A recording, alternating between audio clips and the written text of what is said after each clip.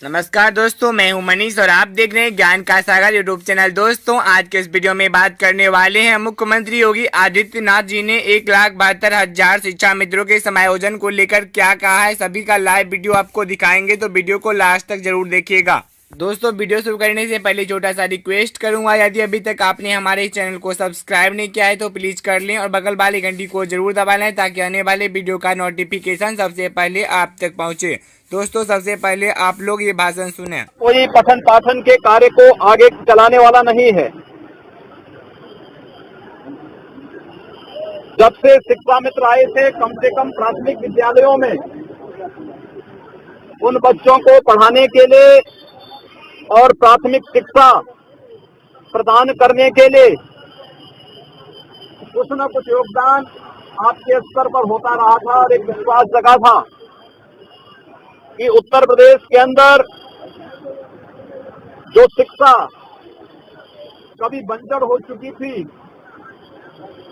उस प्राथमिक शिक्षा को एक नया जीवनदान शिक्षा मित्रों ने दिया था। लेकिन कहीं न कहीं एक मिसहैंडलिंग है और दूरदर्शिता है कि हम न्यायालय के उन कार्यों दांव पेचों को समझ नहीं सके और केवल उतावलेपन में जब भी कोई निर्णय होते हैं उसका शिकार आम जनमानस को ऐसे ही होना पड़ता है जैसे अभी हाई कोर्ट के निर्णय पर हुआ। मेरा आप लोगों से दो अनुरोध होगा। एक, हताशा और निराशा में कोई युद्ध नहीं जीता जाता है।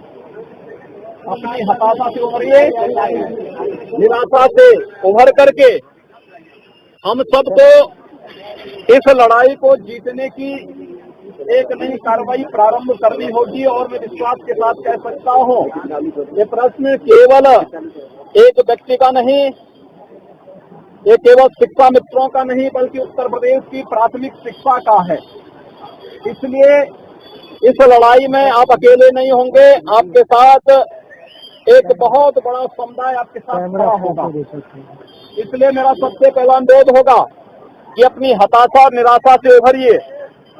दूसरा, उत्तर प्रदेश सरकार को अपना एक ठोस कार्यक्रम बना करके सुप्रीम कोर्ट में जाने के साथ साथ केंद्र सरकार के पास भी उन्हें अपने प्रस्ताव के साथ जाना चाहिए। केंद्र सरकार शिक्षा के क्षेत्र में जो भी योगदान देता है वो राज्य सरकार को देता है। राज्य सरकार उस पर आगे कार्रवाई करती है। अगर उत्तर प्रदेश सरकार आपसे संबंधित किसी भी उस प्रस्ताव को लेकर के पहले ही केंद्र सरकार के पास गई होती, संभवतः इस प्रकार की स्थिति नहीं होती जो आज आप सबके सामने आ खड़ी हुई है। हमको यहाँ पर किसी पार्टी का नहीं, बल्कि शिक्षा के बारे में सोचना है।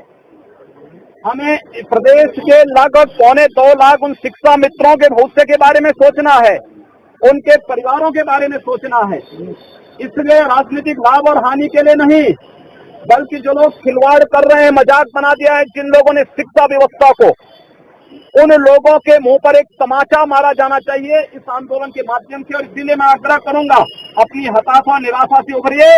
इस लड़ाई को एक नया तेज और नई धार देने की आवश्यकता है। जो भी इस लड़ाई को फिर दबाने का प्रयास करेगा वह उससे कुचल, उस आंदोलन से कुचल दिया जाएगा। इस आह्वान के साथ हमें इस लड़ाई को आगे बढ़ाने की आवश्यकता है। और प्रदेश सरकार को सबसे पहला कार्य तो इसको सुप्रीम कोर्ट में डिवीजन दाखिल करके इस पर नए सिरे से कार्रवाई करने की अपील करनी चाहिए। बहुत सारे रास्ते हैं, अगर कोई समस्या है उस समस्या का समाधान भी है। ऐसा नहीं कि कोई समस्या हमेशा के लिए समस्या बनी रहती है। अगर समस्या है तो समस्या का समाधान भी होगा, और समस्या का समाधान भी वहीं से होगा जिन्होंने समस्याएं अपनी अदूरदर्शिता से प्रारंभ पैदा की है। उनको अपना पैकेज लेकर के सुप्रीम कोर्ट के पास भी जाना चाहिए और भारत सरकार के पास भी जाना चाहिए।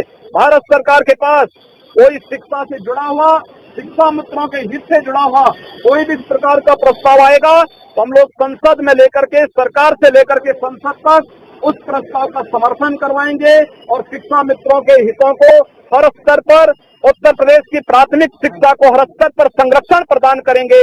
इस विश्वास के साथ आप सबसे मैं इस बात का आग्रह करूंगा, याद रखना, हताशा और निराशा से कोई युद्ध नहीं जीता जाता है।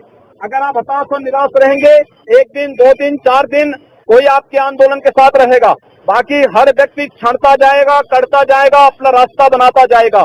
इस पूरी लड़ाई को एक नई धार पूरे प्रदेश स्तर पर देने की आवश्यकता है और जिन लोगों की अब दूरदर्शिता के कारण स्थितियां पैदा हुई हैं, उन लोगों को कटघरे में खड़ा किया जाना चाहिए, नंबर 1। और दूसरा, इस बात के लिए प्रदेश के मुख्यमंत्री से इस बात के लिए साफ कहा जाना चाहिए कि कोई शिक्षा मित्र आत्महत्या कर रहा है, उसके परिवार को 5 लाख की घोषणा करने की बजाय उत्तर प्रदेश के 2.25 लाख शिक्षा मित्रों के बारे में कोई ठोस पैकेज की घोषणा वो करें पहले, तब जाकर के आगे बात हो सकती है। केवल राजनीतिक भाषणों से, घोषणाओं से कार्य नहीं चलने वाला है।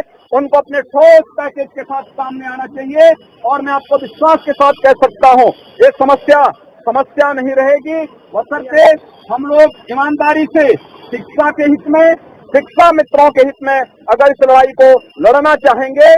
मैं एक बार पुनः आप सबको इस बात के लिए आश्वस्त करता हूं, उत्तर प्रदेश सरकार अपने पूरे प्रस्ताव के साथ पहले सुप्रीम कोर्ट में जाएं, रिवीजन दाखिल करें, सुप्रीम कोर्ट से कुछ तो राहत मिलेगी।